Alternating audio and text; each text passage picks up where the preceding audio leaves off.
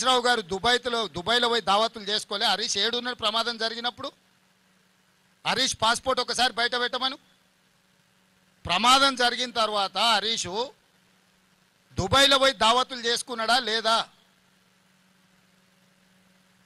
ఈరోజు ఎయిర్పోర్ట్ల వివరాలు ఉంటాయి. కాదనమను హరీష్ని అవన్నీ తీసి బయట పెడతా.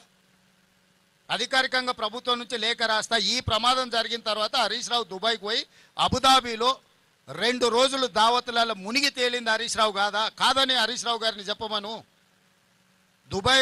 అబుదాబిలో దావతులలో మునిగి తేలినోడు అంత దిగిన తర్వాత వచ్చి మేము ఇన్ని రోజులు ప్రమాదం సంఘటనలో ఇబ్బంది కలగకుండా ఉండడానికి రాలేదంటున్నాడు.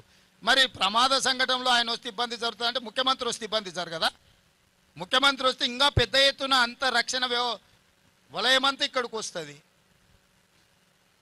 అంటే సోయి తప్పి మాట్లాడితే ఎట్లా?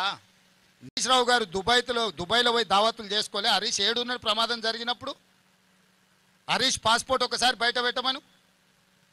ప్రమాదం జరిగిన తర్వాత హరీష్ దుబాయ్లో పోయి దావతులు చేసుకున్నాడా లేదా?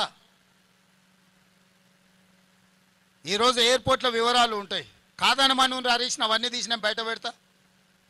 అధికారికంగా ప్రభుత్వం నుంచి లేఖ రాస్తా. ఈ ప్రమాదం జరిగిన తర్వాత హరీష్ రావు దుబాయ్కి పోయి అబుదాబిలో 2 రోజులు దావతులలో మునిగి తేలింది హరీష్ రావు కాదని హరీష్ రావు గారిని చెప్పమను.